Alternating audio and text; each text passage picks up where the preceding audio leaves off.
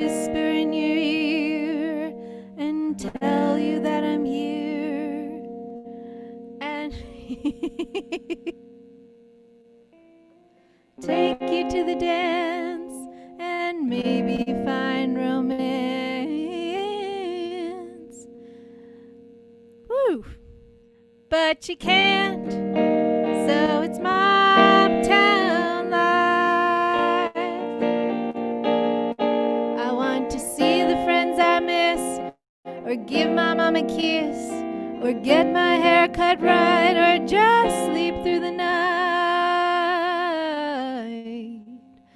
But you can't, so it's Mobtown life. Mobtown life, we'll drink with you forever. Mobtown life, in dark and stormy weather. Mobtown life, what else is there to do but an unabiding sense of doom? Then pandemic together. So put on your Wednesday best, at least the top, I guess. We'll take you to the moon.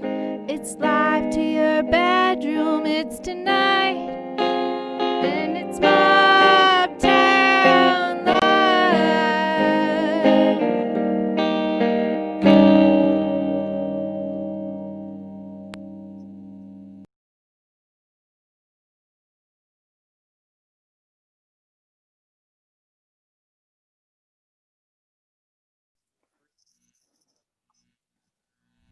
Hello, everyone, and welcome to Mobtown Live. I'd like all of you to meet my new cat, Christopher Marlowe. All right, he'll be making several appearances.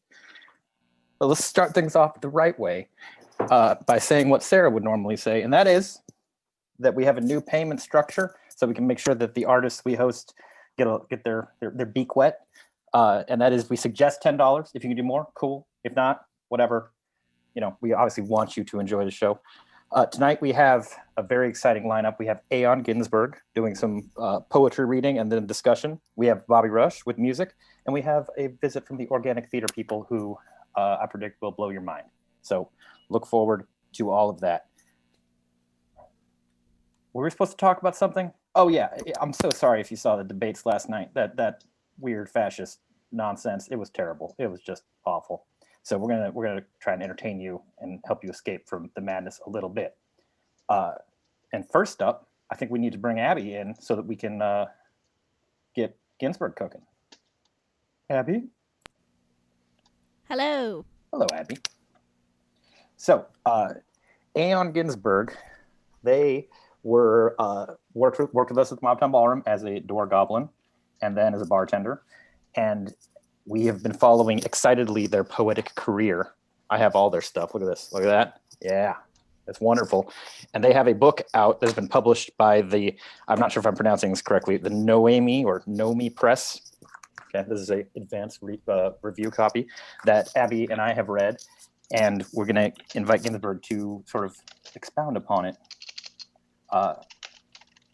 Aeon, are you there? Aeon? Good one, Michael. Thank you. The book is called Greyhound, and it's sort of a majestical journey about many things, but frequently utilizing the metaphor of buses and travels. Oh, hello. Hello, Aeon. Audible? Yes, now you are. Cool. The book is called Greyhound, and sort of a majestical journey about many things. Somebody needs to turn down their YouTube. Hey, Oh my God. All right, are we good? Okay, so Aeon, will you tell us, give us sort of the brief introduction to this book, when you wrote it, how you wrote it, why you wrote it, what's the deal?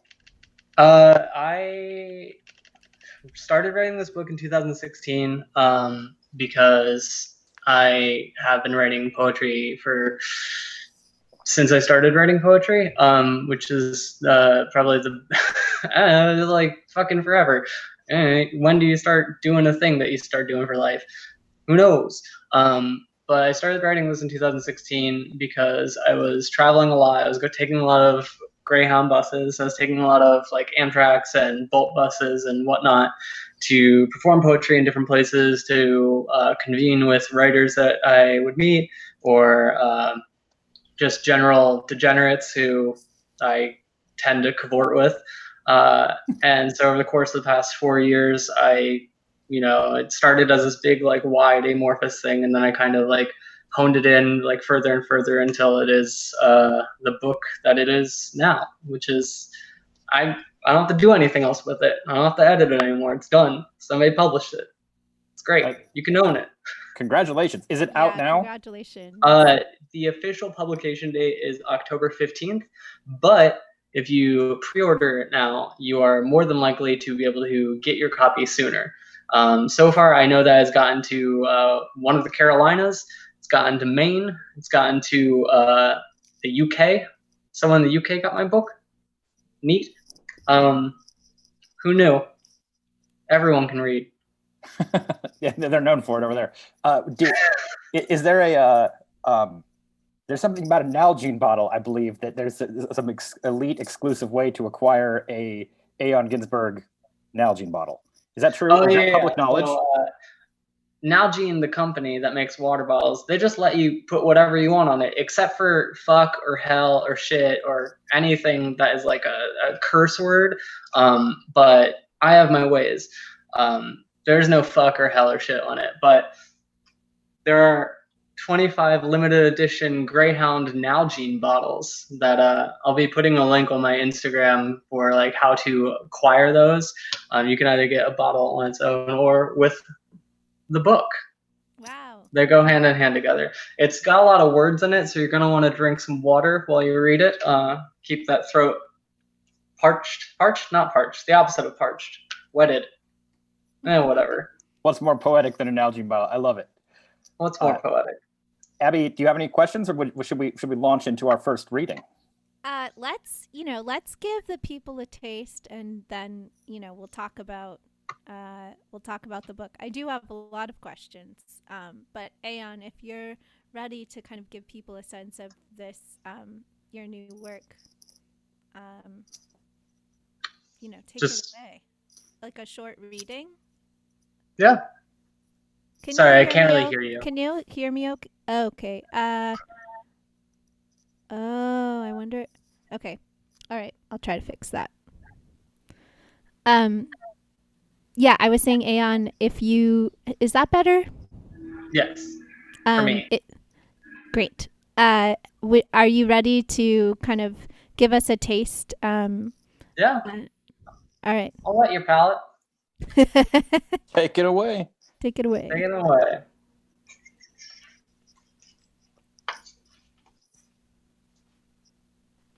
If this is a poem about moving, where is it going?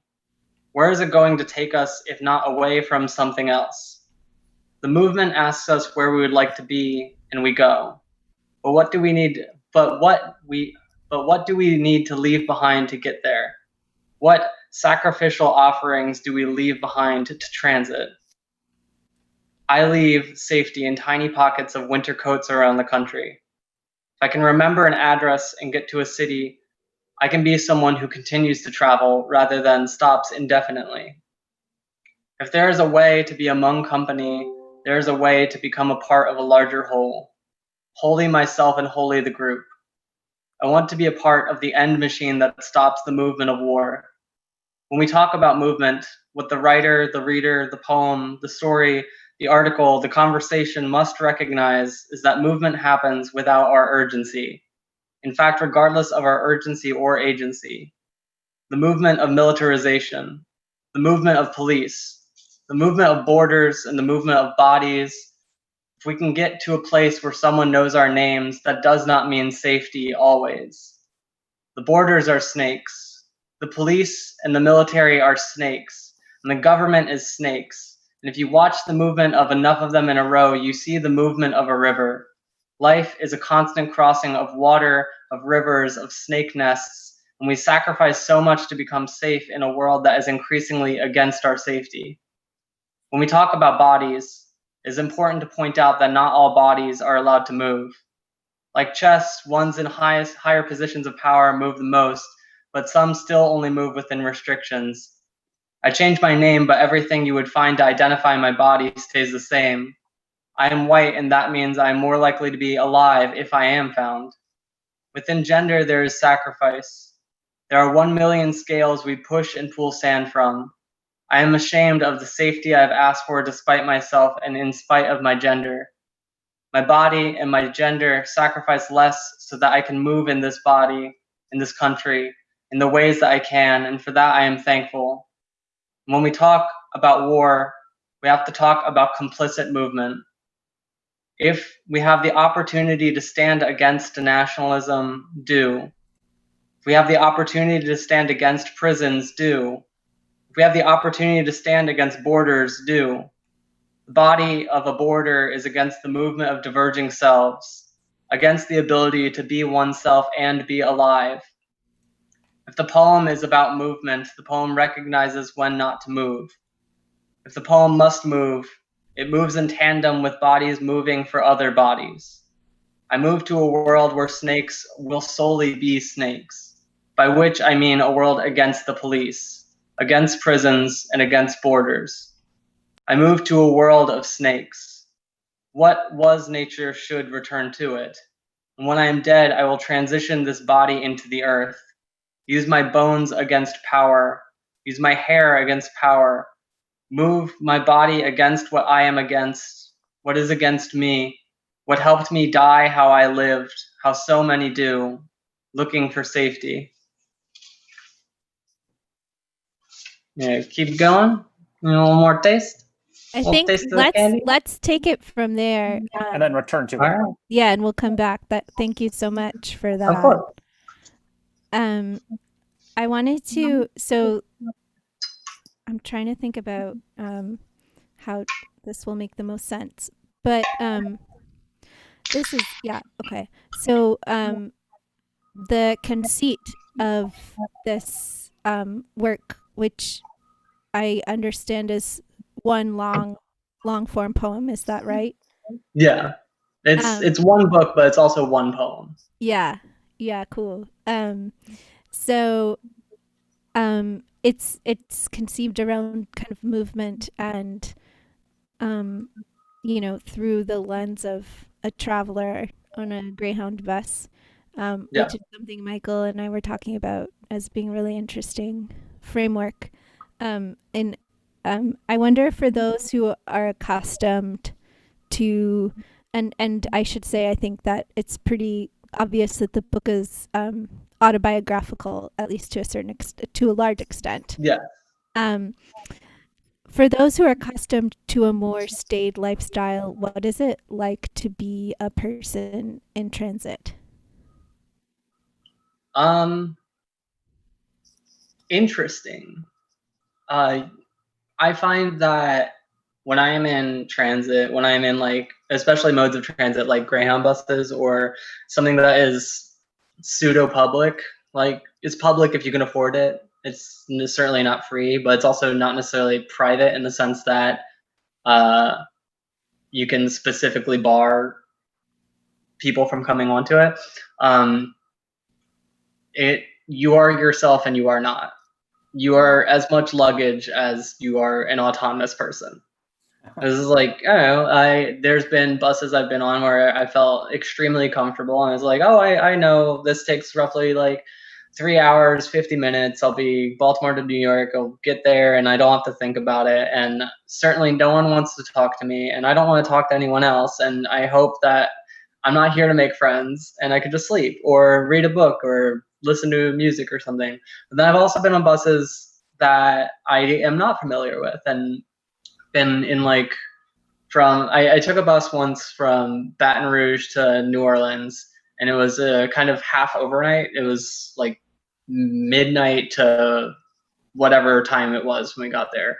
And it was 7 people on the bus, and there was a visible distance between everyone, and there was people who were visibly like antagonistic and very much like willing to create conflict should they be able to, which is an interesting position to find yourself when you have a very conflict-oriented identity, which I think I am not wrong to say that I do have that. I don't know, anyone who is not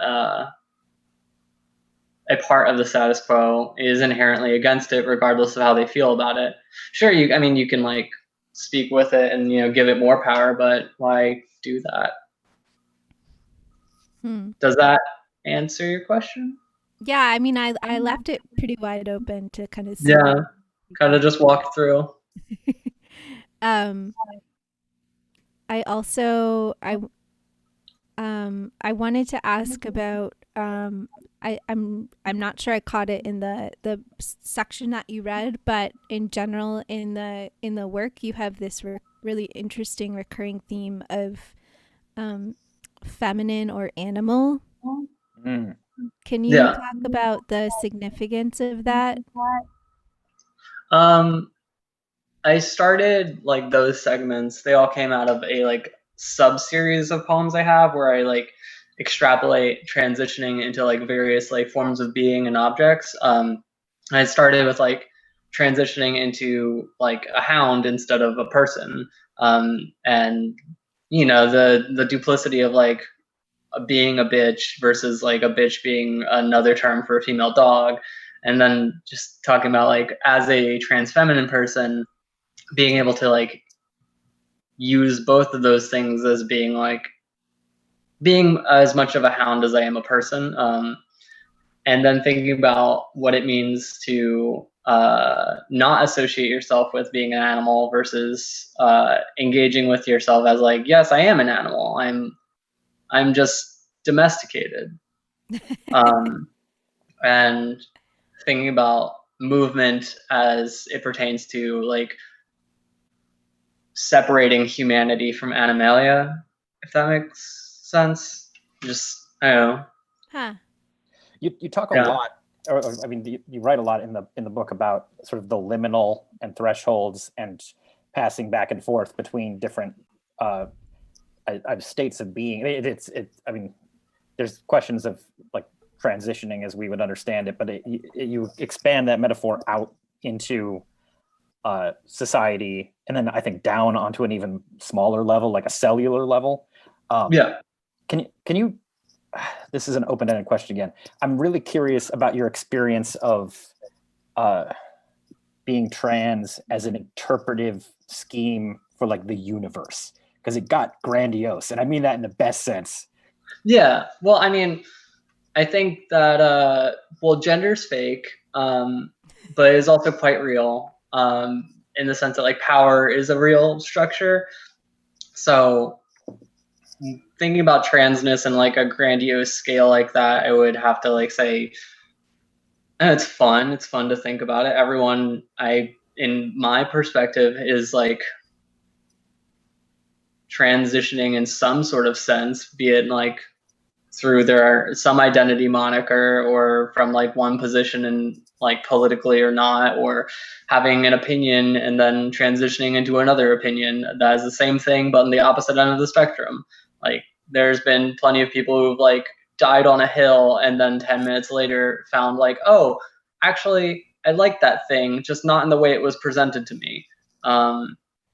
So thinking about transness on a grander scale, thinking about like gender movement on a grander scale is like stems a little bit out of that, and then also out of the idea that like who is afforded the ability to like play in that space, like who gets to have fun with gender, who gets to have fun with like being perceived as one thing and identifying as another, and then performing as an even separate entity. I mean, there's been plenty of times I've inhabited a space preparing to like, I know who I am and I know like what kind of energy I want to bring into something, and the way a stranger can confront me or engage with me in that space can change my entire performance. and change like how I am navigating that area. Mhm. Like, I don't know, expecting hostility and being met with kindness can be one thing, or, you know, being fully prepared for someone to engage with you at all and then not being given the time of day. It's like a whole, you know, bag of worms. Abby, what do you think? Should we open it up for another reading or Yeah, let's have another excerpt. no taste? Let's do it. Welcome Thanks. back, everyone. Yeah. We were just getting ready to have another reading from Aeon's Greyhound. Yeah. I'm gonna just do that then. Go for it. The body scan machine at the airport highlights only my crotch. Sick. Which isn't exactly what I am, but hey, maybe my second puberty means I'm gonna grow up with a fire crotch. Smoke blows through California and my friends cannot breathe, and I think of fire crotch, and maybe this is just my body becoming barren fields. Or this is the scene in a movie where I part my legs and my whole body turns to ash. All of the traveler kids I knew that they were trans have ended up there. It's a condition. It's like a sickness. Cough, cough. I'm gayer than I am happy.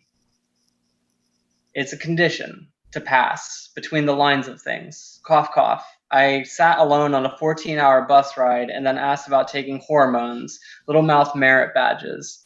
Does the teal of my estradiol match my eyeliner? I do my makeup on the road, so does that make it road rash? The airport dude looks at the screen and then looks at me, but mostly he stares at my crotch and is like, "Where is your belt?" And I shrug like, haven't you ever seen a trans feminine person hold themselves up? Maybe this is why I don't like to fly, why buses feel more like a vessel I could die in. Planes are the wedgie against my proverbial suicidal thoughts, whereas buses are more interested in hearing me out when I say, I want to be worn in death's mouth. I want to be carried to the next city, pass a graveyard, and not feel as if I'm being carried into a grave. But when am I going to be carried home first? Why do all of the words relating to my body have to do with movement, passing privilege, transitioning, one thing and then another thing? I want more, but that doesn't mean I want to move. I say I need to find a way to love myself, but that doesn't mean I'm going to look for it too. I was dysphoric and then I started hormones, and now I'm dysphoric, but I have small tits. I don't know how to write a poem that leaves. The going poem, the moving poem, not the destination poem or the journey poem, but the movement poem. The poem that is about transit, about trans anything. This is the single stall bathroom of the road. Once there was a dog, and it was so good at running and finding and getting by and being in motion that there was a bus by the same name. A shitty bus, but a capable one. I used to ask people what their favorite things about dogs were. Dogs just go. A dog can break its leg and keep moving forward and think, well, this is my life now. A dog with a broken leg, lurching forward.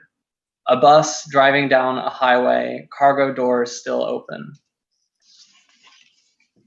Ooh, I'm glad you picked that one. Yeah.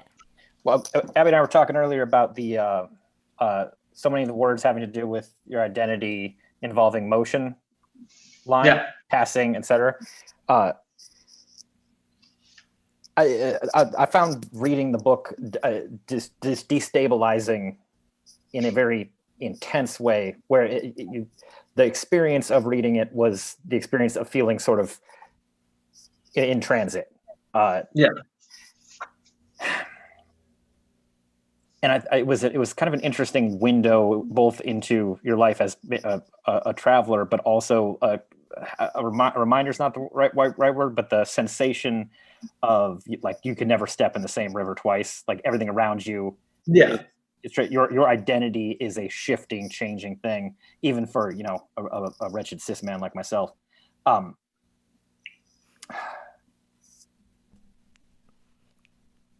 What is it about that is so that you important to you in this book? Like, what can you hone that down a little bit? My sort of hash.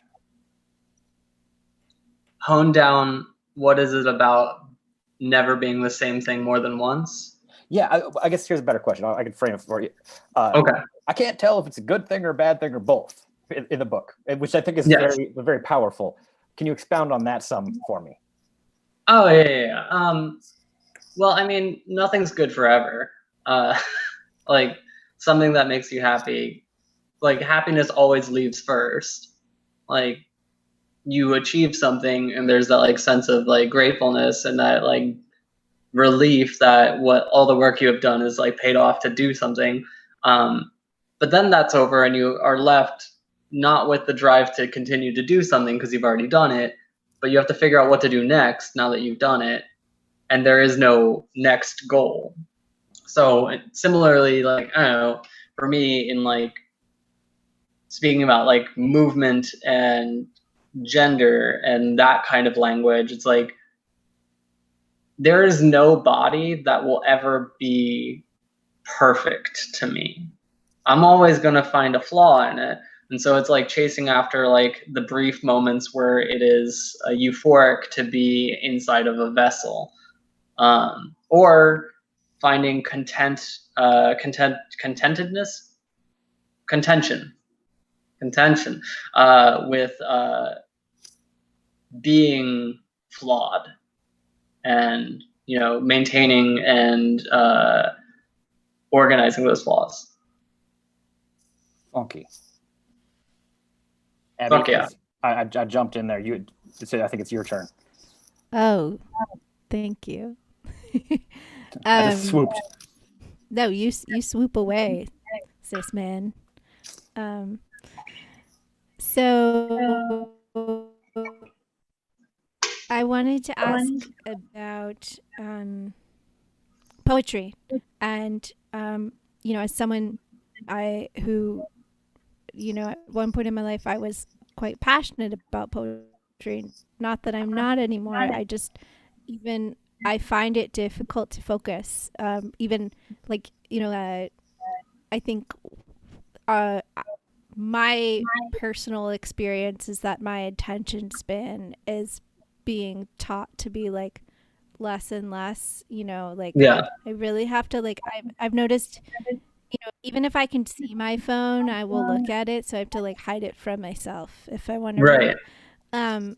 So for you, what is the role of poetry in our current apocalyptic time? The same role it has always been. Poetry is the use of language to rally the people for a common good and goal, whether that is just expounding like I am depressed and this is my very sad oblique poem about navigating that, or whether it is something more broad and grandiose, or talk organizing strikes, organizing against I don't know, using language to commune with people as people. I don't know, what is a protest chant but a poem? And then at that point you boil it down. What is a protest but a poem? Which is not true all the time. That's actually a lie right there, because some protests are just complicit with the government, and I don't fuck with that. But in thinking about the role of poetry in our current times, where we're experiencing a global, every day it's a little less global, a national pandemic, I can say, because a lot of other countries seem to be a little bit more on top of that, but the global climate collapse, the national pandemic, the ongoing steady rise of fascism and the complicity of that, poetry is the quickest way to convey a thought and hopefully that thought is going to speak to people to help in the organization against something like that. Hopefully for a common good, but if not for a common good, hopefully to at least like stop people from continuing to do something shitty. And if one were not accustomed to reading poetry regularly, or even if they were, can you like just kind of in an ideal situation, in a, you know, like what environment, like what kind of utopia would you envision or design for someone to receive this work and that you have If one doesn't often read poetry, or if they do read poetry, the way I would like for anyone to engage with this work is to read it as much as you can, but if you're feeling like you can't, you can tap out. I didn't write this book in a day. You don't have to finish it in one. Like, and if you can't finish it, I don't care. Like, that's okay. Like, you started. That's cool.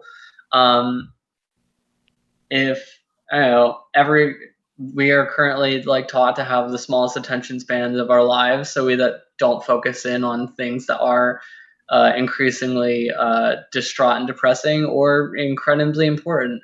So like, if you can read a page and then you say like, I gotta tap out, then tap out. Do it. Eat some Cheez-Its. Do whatever. Like, move on and then pick it back up again. However long it takes for you to engage in a thing is the right amount of time.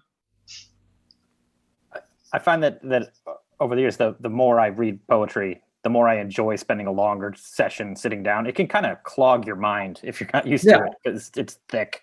But I sat down last night and today and read the book in 2 sittings, and it was, if you can kind of put everything aside, it's freeing to sort of get wrapped up in the momentum of one book, and in particularly yours, because it actually has a momentum. It's kind of a metaphor within it. Right. This is stunning. Well, what do you think, Abby? Another question, or should we read some more? Let's I mean, do you have a burning question? I do not. Let's I think actually we'll be like perfectly on time if we have like one more good solid reading. Okay. Then we'll do some shilling. We'll really pump it. Yeah. All right. I'll do a good one, as opposed to all the shitty ones I just did. Oh, I just meant like, you don't cut it short, you know. Oh yeah. No, I kinda won't. good. I'm also just pulling my own leg. I got a book published. That's kind of neat. It's Yeah. very cool, Sarah. Yeah, I can hoot and holler about that. Maybe I was never feminine or animal. Maybe I need to learn that wanting something into existence is not creation, but just want. I am want for womanhood as I am want for maleness, or for how I want for animalia again, or for the first time. The body wants for air forever, and then it doesn't. The body wants for rest in small doses, and then it indulges. The body wants for movement and then stations itself around it. The body wants for itself until it rejects itself. I don't want to be a body someone can identify after death. But if I am found, make me myself. Not feminine or animal or masculine or even corporeal. When I say I want to be like the wind, but not the wind, I mean I hope to move against anything that could possibly grasp me and refuse it. Refusal is as much my gender as it is all gender. It is the one I have always lived with. First, there was a body with teeth, and then they got worse, so they wished themselves sharper. Then, from the sharpness, the body reduced its maw into nothing. And what is nothing but an amount of water? So the body synthesized. The body waits for things to be okay, even when they won't be. The want for things doesn't end, so why should I stop wanting for a body that is anything but what it is?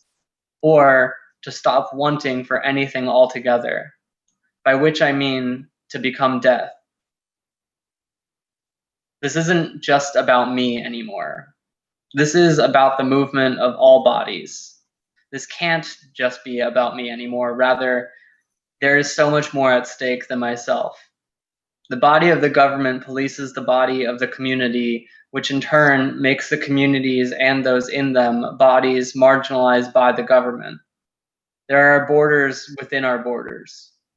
Who, when they make it on the bus, does so with a fear they won't make their destination. Gendered bodies, black bodies, bodies of color, disabled bodies, queer bodies, bodies against the government. The body of the government is ruled by the body of money, which is true even if it isn't. Men buy their way into others' safety and travel through the poverty of the world, creating the poverty of the world.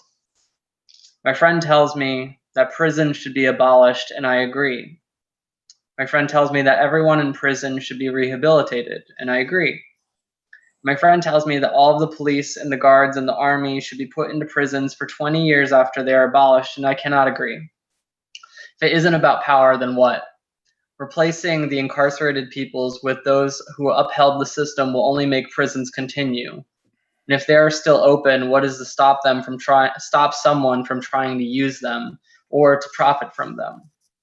Money moves through the body of people, and all there is for me to grasp is myself. And I am grateful to have the means to become myself, grateful to have the ability to move forward and to open up. The body of genders is one of expenses. Why do you think there are so many anti-capitalist trans persons? My body, my gender, my movement is against borders, against prisons, against their accomplices. Their accomplices are money, power, and civility. I'm told not to get off the train or the bus between the areas of Hamburg and Berlin, that it's white supremacist territory. But I'm also told that that territory is beautiful. And there is nothing beautiful about territory run by white supremacy. There is nothing beautiful about having to closet yourself to survive a stint of transit. There is beauty in surviving, but it is a type of beauty that is fleeting and fixed. Once I entered a room and felt wonderful. Before, I entered a room haunted and felt prey, but I got to be prey because I was pretty, so I should feel lucky. Once, I had a job that let me be who I am, and then that job showed me if someone assaulted me, I would be at fault for bringing that upon myself. How lucky I would have to be to attract death. Yet, that's all we do as trans persons. Moved from fixed point to fixed point of safety until our ability to reach is diminished by something someone would call luck. The movement that runs tandem with containment is movement that will never allow me to be trans. The lawless state of transit has been both haven and prison. The movement from fixed point of safety doesn't run on asphalt but through time. This fixed point of clarity will be met with an abstract point of confusion. I want to be on a bus or a train that takes me to a fixed point rooted in persons. I want to find the place where the body of genders becomes itself an abstract point of clarity. Take me there, Greyhound. Take me there, Amtrak. Take me there, roads. Ooh, I'm gonna leave you with that. All right. You gotta buy the book.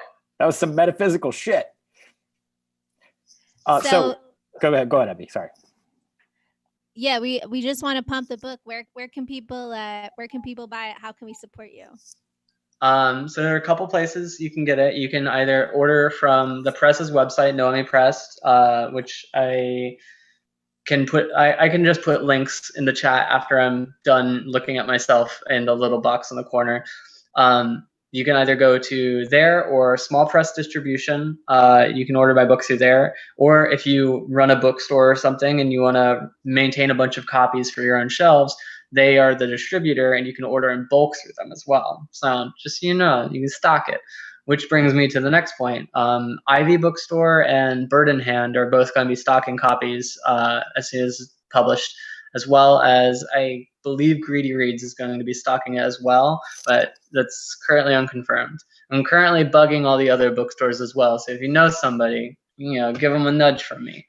And then hopefully hoping to get it in various branches of the Enoch Pratt system and BCPL, because as much as I love bookstores, I think libraries are amazing facets as well. And, I think that if someone wants to read it, I don't think they should have to pay for it. Just like, if they want to, sure, cool. By all means, I love that. But if you can get it from a library, also cool, tight. Somebody just gives it to you. If you find it on the street, steal it. I don't care. If you can find this in a store and steal it, do it. So those are some links, as well as I'm going to be privately doing the Nalgene bottle book deal, which I'll post an @ to my Instagram in the chat, and then through there I'll have a link or figure out how I'm gonna facilitate that. But yeah, that's that. Outstanding. Well, as you said, sick. Thank you so much, Aeon, Thank for y'all. joining us and reading for us, and just hearing the book. After reading it, hearing it in your voice is really another level. So It's very nice. It's awesome. a privilege. Thank you. Thank you for having me. Thanks, Ginsberg. Take care. Y'all do as well.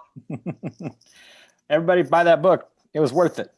Yeah, we didn't buy it, but I will buy it. I told them that I wanted to be in the Nalgene Club. So. Yes. Yeah. Amazing. All right. Yeah, that was. Okay, so that was great. So we have $10, everybody. Oh yeah, so we are modeling this show in the way that you would a show you would go out and see at night at a club or whatever. So if you contribute $10, we will to what is it, Venmo, Mobtown Live, something like that. It's at Mobtown-Live. Yeah, that's right.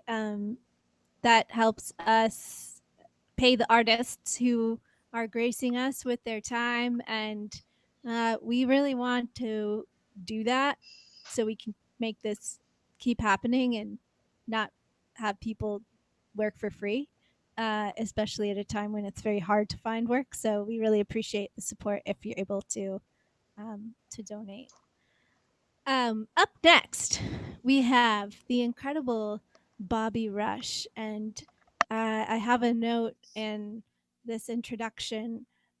It says transfixed, because that is how I felt when I first heard Bobbi sing. I think it was I'm thinking of a time I heard her over at the Annex. So we're really lucky to have Bobbi here tonight. She is a multidisciplinary artist. Hey, Bobbi. Hello. Hey, how you doing? I'm doing good. Let me make sure I got all my ducks in a row. All right. Yeah, I'm introducing you, so you have a minute. So it's Enable Original Sound, correct? That's right. Cool deal. So Bobbi's a multidisciplinary artist. She started working at the age of 6, and she started as a backing vocalist, and we're really lucky that she is moving into a solo space. I really love her music, which I'm basically fangirling you right now, Bobbi. She has 2 self-published books, Words, Feeling Feelings, and Pussy. And she's the creator of the Blueface Project, which is a home base for expanding forms of art expression. And she makes jewelry, all kinds of good stuff. So thank you, Bobbi, for joining us. How are you doing tonight? I'm doing good. How are you? Good. We're trying to see. You are sideways. Yeah. You might have to take me sideways. Can you flip your phone the other way? I'm figuring that out right now. All right. Art is hard on the internet. Art is hard on the internet.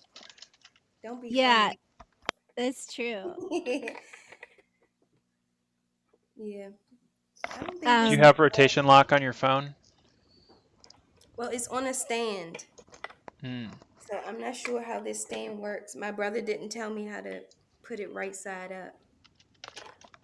If you like in the main menu, what is Yeah. it? The two little of your phone. Is it this? That's the rotation lock, right? Oh There yeah. it is. Hey-o. All right. So that means now I'm gonna have to hold it. It's not on a stand anymore. Uh-oh. Okay, just put it back on the stand, then we'll deal with what we need to use. Oh, thanks, Hachi. Ah. This show is going great. Yeah, all of you watching, just so you know, you're really enjoying this. We do this for you. Yeah. Oh, and it is right side up. There you go. All right. Bobbi Rush, we're ready when you are. Hello everyone. So my name is Bobbi Rush and I'm going to be doing maybe 3 or 4 songs for you. And the first song we'll start with is called Sapphire. Well, we won't do that one just yet. We'll do Nukpu. NUKPU, it means I am. If you want to learn a little Kemetic. Thanks a lot for being here.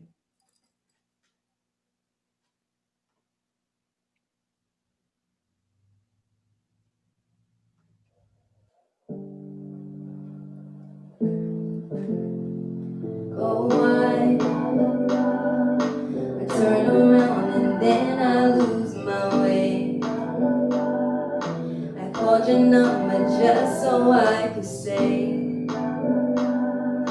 I love you, I don't wanna let you leave my world. But I gotta keep on moving, keep on going fast. If I change my view, then I will lose my path. I don't wanna lose it with you. When I'm with you, I don't know where I should go, but I see that I'm the one for me, the one I need is all I have to be me. Oh, I know that love is calling out my name. I never give it up, I feel the same. I never give it up. Thank you. So the next song that we'll go into is titled Sapphire, Bleeding Gems. If you have space to look out your window, you'll see that the moon is full tonight. And these are going to be prayers. These are going to be, divine sentiments. And we want to feel love tonight. We want to feel grateful and appreciative and just ready to keep building and growing and creating. I hope that whoever is watching, you feel well. And Sapphire is a prayer of healing and letting go, dying and rebirthing anew. And it was produced by my brother Josh Stokes. Shout out to you, wherever you are. And here we go.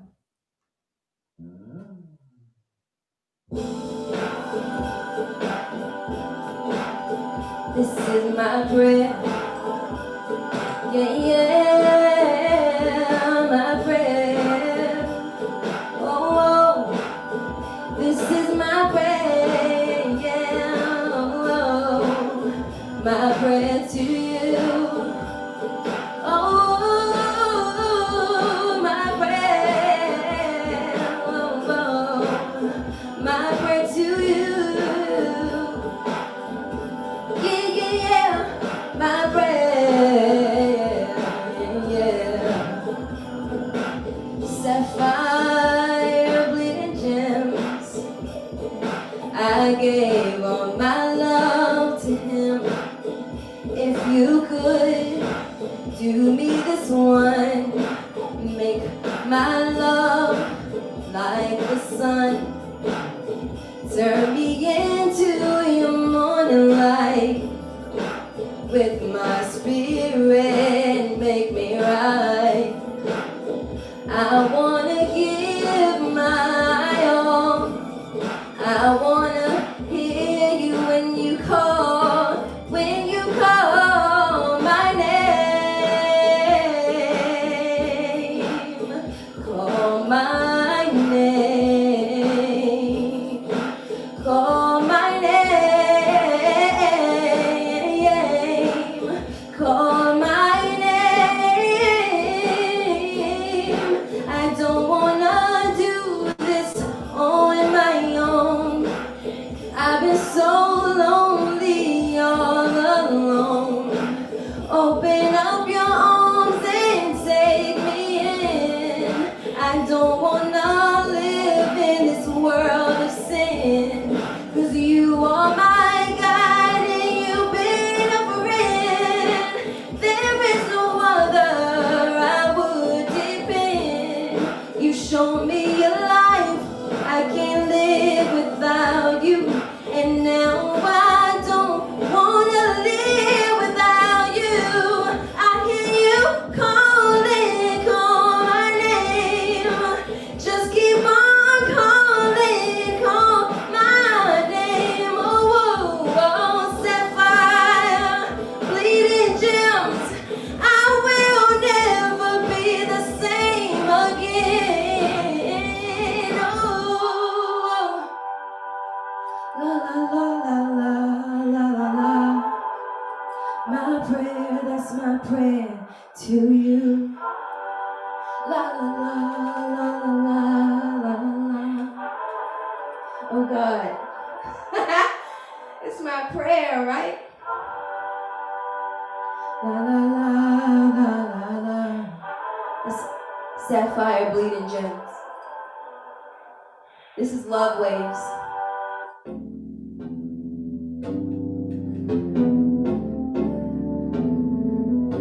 I feel myself settling.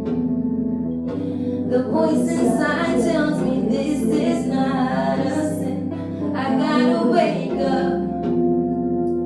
Been walking around with a heart that's open shut. Pinch me right now. I cannot put out the fire. I am alive in your arms. I come alive when I'm wrapped up in your arms. I've lost all control. I cannot control all the shit that I feel. My love. Ooh, my love. My love, love always. Ooh, my love is, my love is, my love is, yeah. My love is ways. Pinch me right now. I cannot put out the fire. I am alive in your arms. Alive when I'm wrapped up in your arms. I've lost all control. I cannot control all the shit that I feel. I cannot control all the shit that I feel. I cannot control all the shit that I feel. My love is waves. Thank you. Thank you for listening. We have one more, and then I'm going to be out of your way. This was a request. It's titled, Is It? It's a very short number. Thank you, Mobtown Ballroom, for having me. Abby, shout out to you. I just want to say shout out to my sacred sisters if you're watching. This has been, a really good time of growth, of, sisterhood, sharing, letting go of just things and having people to hold space for you and help you heal as well. I think that that's necessary. This last song here is titled Is It? You can find me on social media at Did Bobby Rush, that is on Instagram. I have a third book out titled Language of the Crow. You can order that on my site. I have a PDF available. I have books coming in, a second wave. Shout out to everybody who bought the first one. We sold out, and I'm extremely grateful. Um, just look out for more things. Follow Water is a Motherfucker. If you want jewelry from me, we're going to do it all forever and always because we're supposed to. Shout out to Yesh because you hold space for me and you my nigga for real. I love you.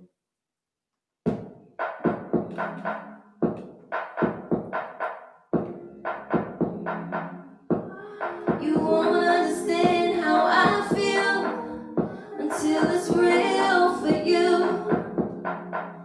No, you won't understand what it's like until the pain is real in your life. See, I've been trying to say it without saying it, but the hurt's got a voice of her own. And I've been trying to leave without leaving, 'cause I don't wanna be all alone. And I've been trying to deal with this feeling, but I don't feel anything at all. Tell me, is it love? Tell me, is it love? Tell me, is it love? Tell me, is it love? Thank you. Good night.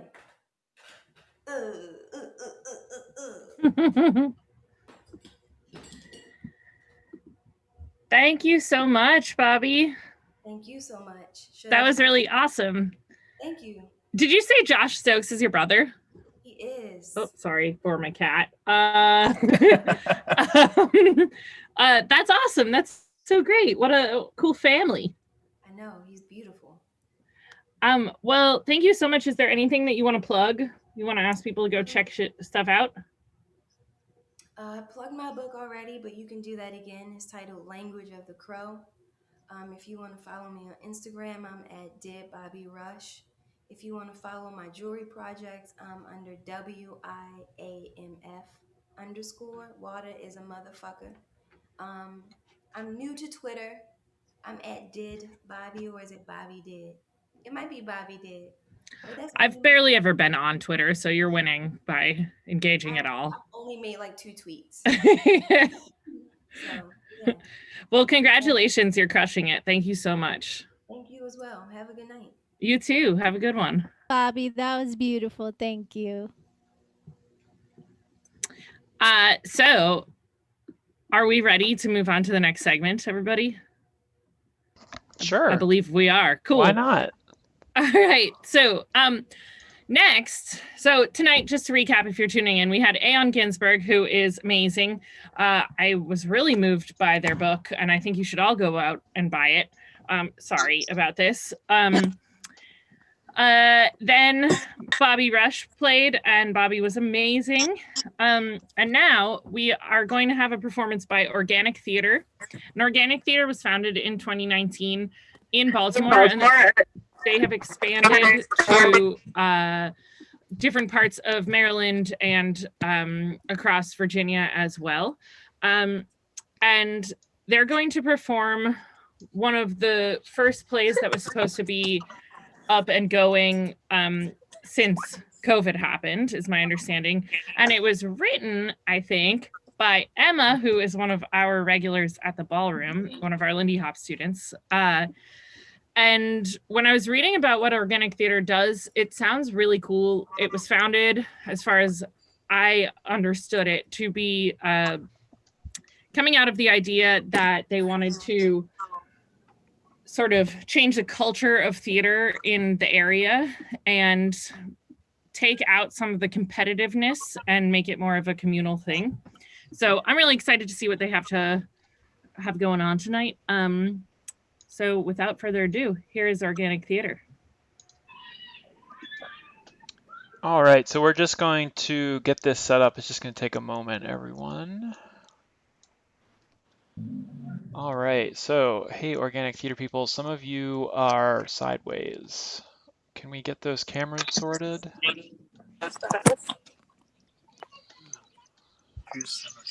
Who's some of us? Car 1 and car You fix 3. it? Okay. See, we're right. We're good. Oh, pretty help. It's okay, we're fine. No, they said some of us are sideways. Car 2 is fine. I'm good. Car 2 is fine. We're car 3. Yeah, we're car 3. Oh, okay. Yeah. Maybe you flip your phone. I always zoom on my phone. You just have to flip it. Car 3, Okay. you're good. Everybody's All good. right.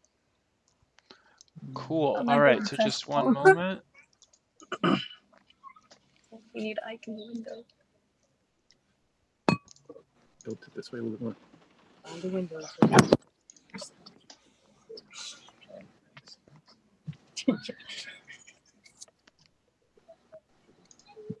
Thanks. That's perfect. Let's see if we're better now.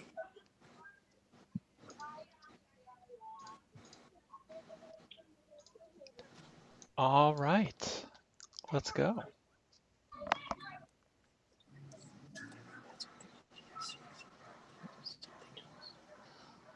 Can we put on some music? No. Okay.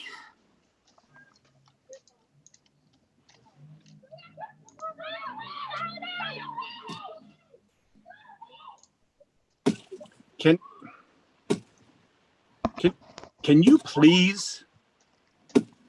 Emily, can you cut that out? Nah. Emily, come on. It's distracting. I'm trying to focus on the road. She was born to dance, Dad.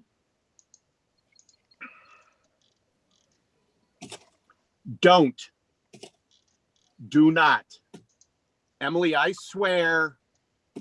God damn it. Road trip. Road trip. Road trip. Hey, hey. Road trip. Hey, hey, hey. Road trip. Tracy Sibling road trip. Let's go, guys. You guys sure we should be yelling? Of course. It's a road trip. Okay, but we're going to. Hey, how come Freddie gets shotgun? She's the youngest. That's not fair. You know exactly why. Don't play the twin card. He's gonna play the twin card. You bet your ass I'm gonna play the twin card. You know how annoying it would be to hear you two bitch about which twin gets to sit up front? But I'm the older twin. We are the same age. I am 2 minutes and 48 seconds more mature than you. Mature is not the word I would use for you, bud. You know the rules. Twins can sit up front if one of you drives. From Irvine to SF? No, thank you. 6.5 hours of Mr. I'm the oldest backseat driving. Yeah, count me out. That's what I thought. Now, who's going to be on Ox? Oh, I'm ready for this. I have got the playlist with all the killer tracks. Okay, I feel like that's not the right playlist for this trip. Why not? Every road trip needs killer tracks to keep everyone hyped up. Okay, yeah, but this isn't like our standard road trip. Ooh, how so? I mean, with where we're going and everything. San Francisco? Alex, you do know why we're driving up there, yeah? I want to say I knew at some point in time. Jesus Christ. For fuck's sake. What? Nana's funeral. Oh! Oh, shit! I'm just saying, Daryl. I think it might be faster if we take the 405 and then switch to the 5. Daryl, I keep telling you, there's a Dodgers game tonight. All we take right. the 5, we're gonna get stuck at Stadium Way. Fine. But I am just saying it. You're saying it, I'm hearing it. We're still taking the 405. Huh? Yes, sweetie. Are we gonna be there soon? If you ask me that question one more time, I will turn this car around. Well, then it's a good thing he's asking me and not you, dear. We're going to be there in about 7 hours, sweetie. No. How about you make up stories about cars as we pass them? Can you put on music? Oh, I don't think your father would mind. But the baseball game. Isn't on until later this evening. Oh, all right.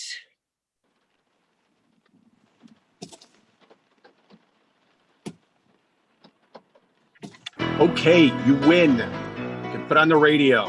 Sweet. But it has to be something we both like. Well, that shouldn't be too hard. I mean, we both like more of the same thing. Fine. Touchy subject. Non-good taste, I guess.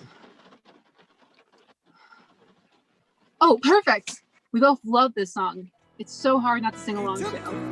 That's a debatable statement. Oh, come on. You love this song. You're correct. You always sing along to songs you love. I'm not in a particularly singy mood. Oh, here's the perfect station. This music's so old. It's not old, it's timeless. Your mother's right, kiddo. This song isn't even that old. It's from the 80s. That was so long ago. No, it wasn't. That's not much older than we are. Yeah, but you and Mom are ancient. Excuse me, young man. I am still in my 30s, and that's pretty young, I dare say. Ancient. Dude, the aux isn't working. Here, let me try.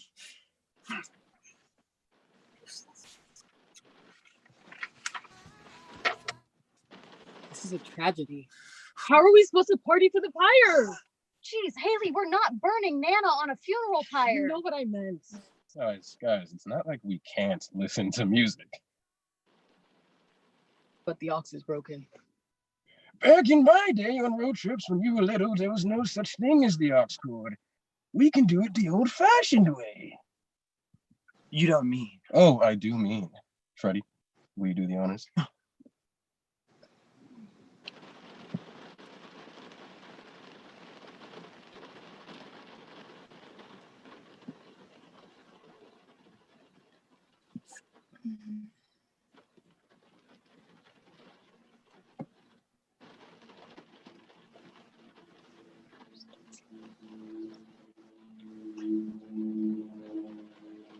I'll try again.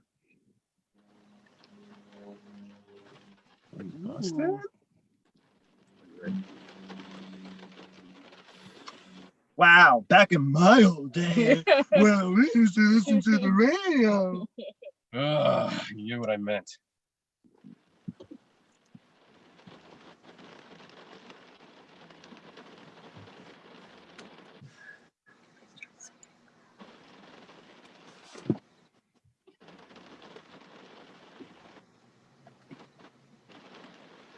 There's nothing on these stations, Cheryl. I know, it's all just static. Don't stop believing. Hold on to that feeling. Streetlights. Why are parents so weird? Don't stop believing. Hold on to that feeling. You sure you're not in a singing mood? Positive. Okay.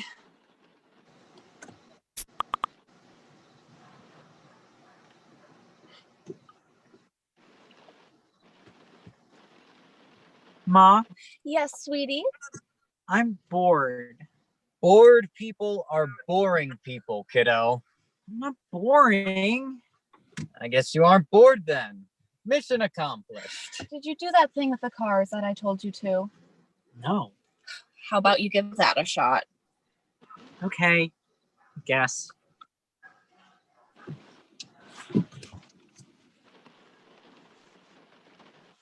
Hey, what's going on back there? I'm in Seeing some weird shit in the mirror. I'm in a battle of wits with an 8-year-old. I wouldn't call that a battle of wits. Harold, honey, what are you doing? Nothing. That means he's doing something. What's the something that he's doing? Harold, stop that! He started it. I don't care who started it, just knock it off. Oh, that's obscene. That man has got to be at least 25 years old. He should know better than to be making faces at a child. Some people just never grow up. Oh, you're one to talk. What's that supposed to mean? Honey, you throw a temper tantrum anytime you can't listen to the game. Oh, thanks for reminding me, hun. I swear you would start a revolution if they canceled baseball. The guillotine would come back into fashion faster than jean jackets and high-waisted pants. What's a guillotine? Oh, it's a device that was used very well known in the French Revolution. Hey guys, I have an idea that'll get my brother to start acting his age. A distraction could be nice. What's the idea? Alphabet game. Ooh, okay. I like alphabet. All right. That's gonna be so hard for me. I'm driving. Afraid of a little challenge, Jordan? Afraid? Me? Nah, if anything, this will make the game fair for everyone else. I'm still gonna win. When you lose, I get to sit up front. Still not how that works. It was worth a shot. All right. So, just as a refresher, the rules of the game are very, very simple. You got to go through the alphabet by finding signs and things that start with each letter in order. The same sign can't be used more than once, and you can't move on to the next letter until you found the current one. You have to announce a letter and the word when you see it so we can confirm. Are we ready? Yeah. Ready. Set. Go! Hey, Albertsons! Audi! Hey, Audi! A for Audi here too. No, you can't use the same word. Dude, I know, different Audi. B, Obama Biden bumper sticker. Oh, man, nice.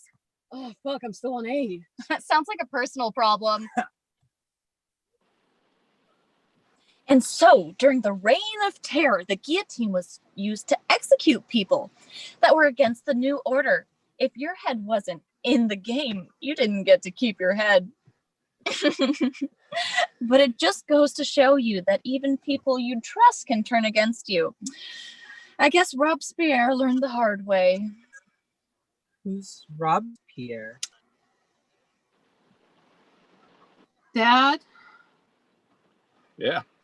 I'm hungry. We have snacks in the back seat. Yeah, but those are snacks, not a meal. What am I supposed to do? McDonald's! Bitch! Woo! There's McDonald's at the next exit. No. Please. No. Come on. I already said no. What if I do the John Mulaney bet?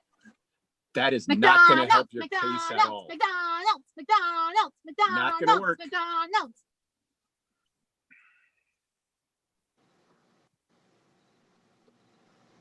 Oh, Jesus, not that again. If you touch that hula girl one more time, we are not driving through McDonald's. So, we're driving for McDonald's? It's the lesser of two evils. Sweet. And so Robespierre was guillotined just like he guillotined the rest. A bit poetic, if you ask me. Harold, were you listening to that? Uh-huh. Cheryl, you've traumatized him. Oh, no, I haven't. Honey, do you feel traumatized? I don't. Oh, he's fine. A little bit of dark history never hurt anybody. When I was his age, whenever I learned about the ghost in the darkness. Who are the ghosts in the darkness? You sure you want to ask that question, bud? Hey, what letter is everyone on? Q. Q. Q. Well, shit, me Q.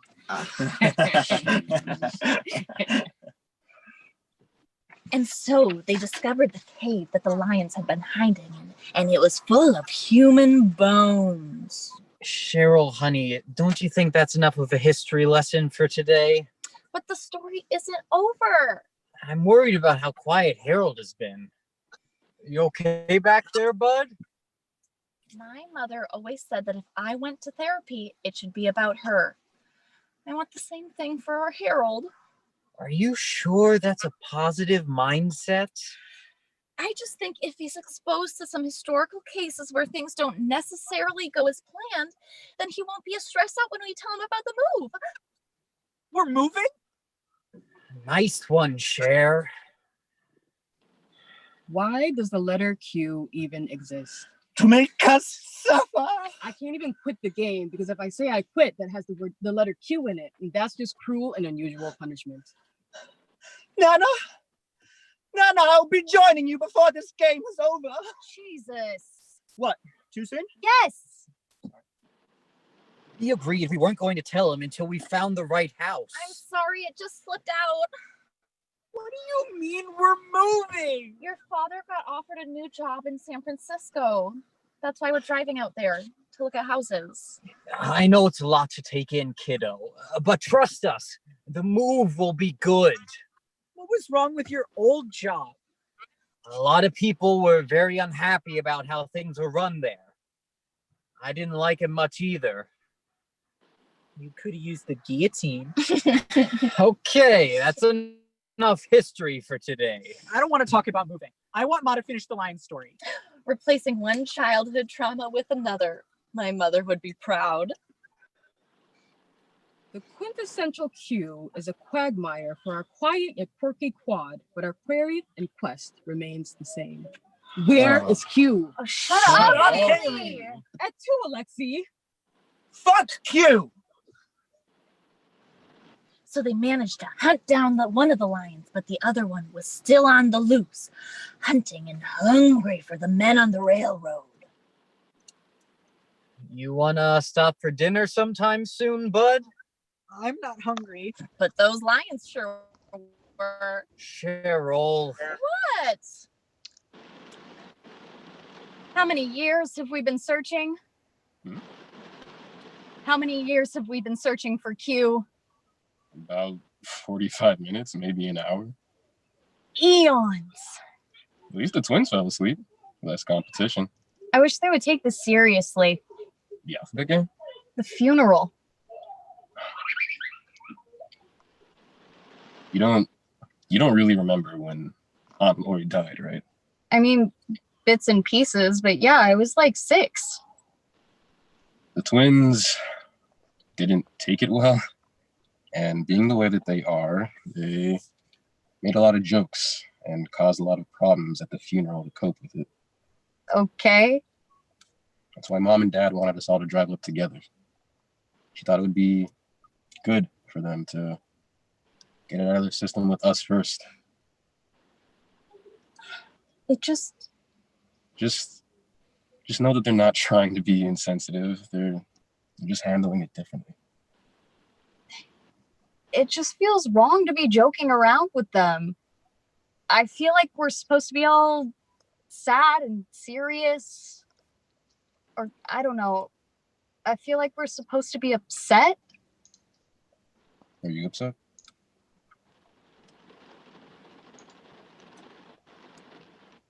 I'll take it easier on the twins. Thanks. You know, I'll be here if you want to talk about any of this. I am your big sibling after all. Thanks. Oh my God, Q! Quiznos, Q! What? Q! That was a cue? And I fucking missed it! Nana, be ready for me at Heaven's Gate, because I'm gonna eat myself. Hey! No yeeting! We talked about this.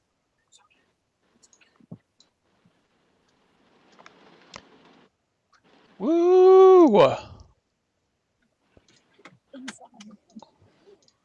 All right, let's switch back.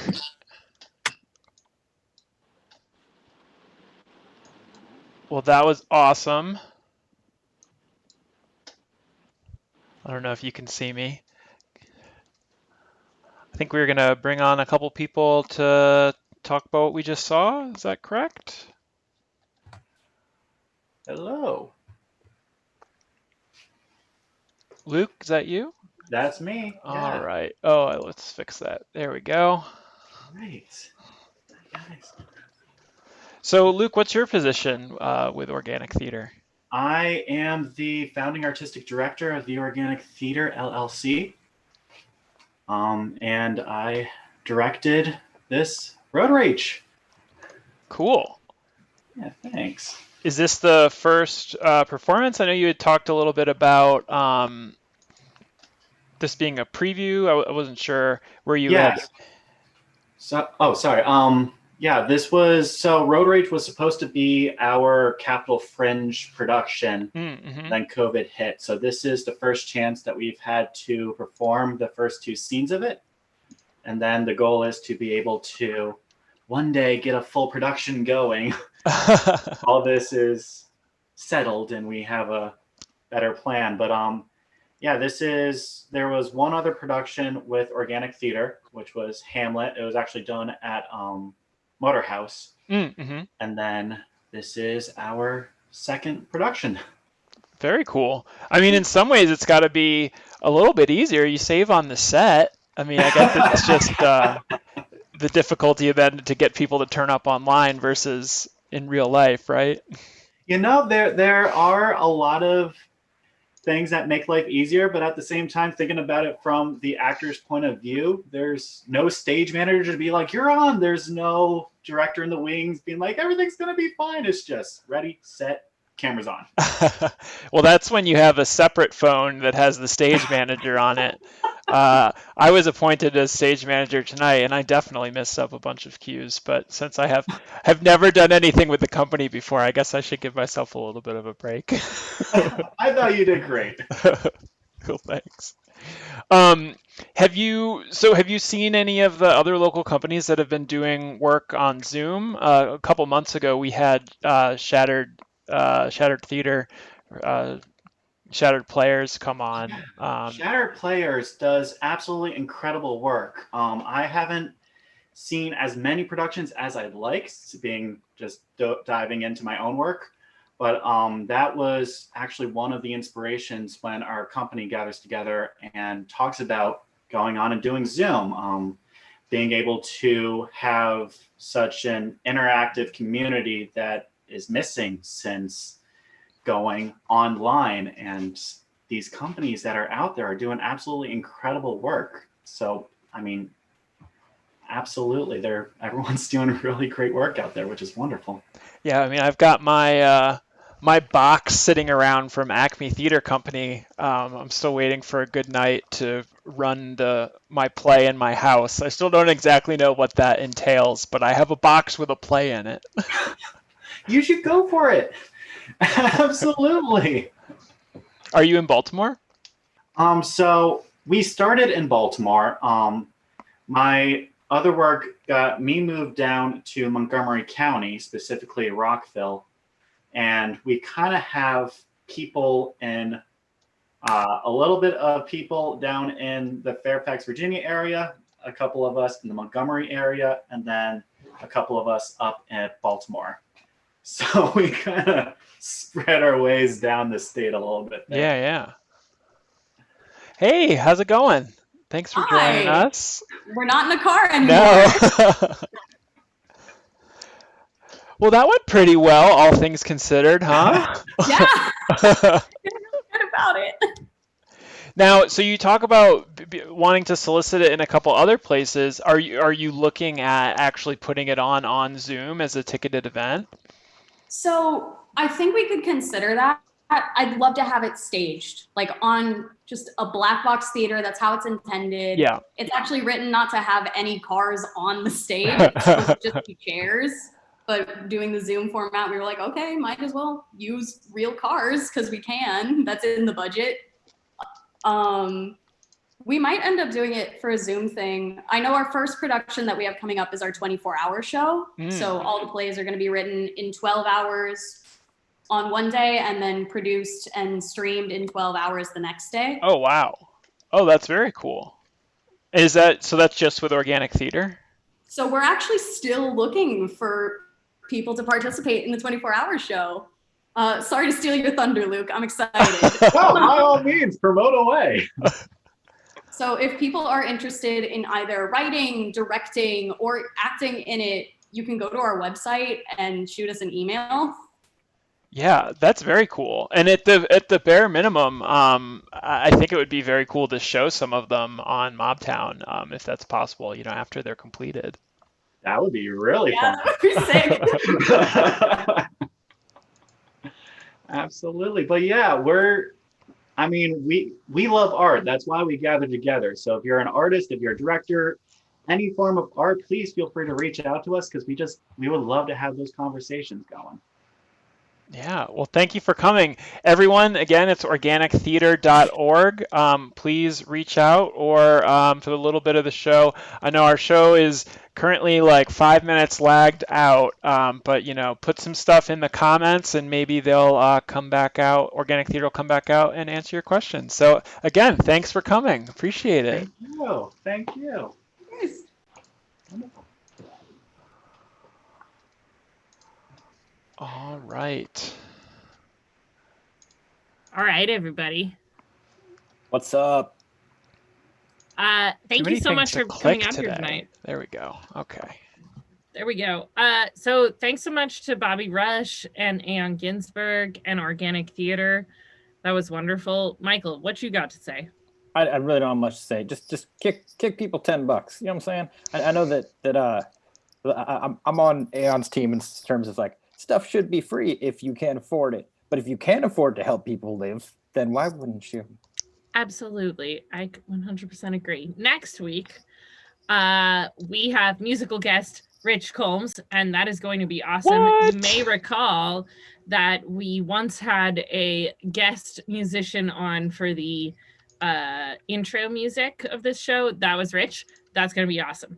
Yeah, that guy's really cool. He is really cool. We also have Brie Mason Campbell coming back, this time to talk about a show that her dance company did a few years back that focused sort of on the next steps of racial equity and societal, what I don't quite know. We'll talk about it next week. I was in it, so I should know, but yes. It does feature you and Charlie, I believe, as white-clad, evil white dance villains. Yeah, I feel like it was the show before that where we played the white villains. But I think that at this show, we played ourselves. Okay. I'll say that. Yeah. Okay. Anyway, so come back next week, everybody. Mobtown live, 7 p.m. Wednesday. Michael, got it? Okay. Thanks, everybody. Bye. Yay. Bye. Bye. Subscribe and like. Bye. Like and subscribe.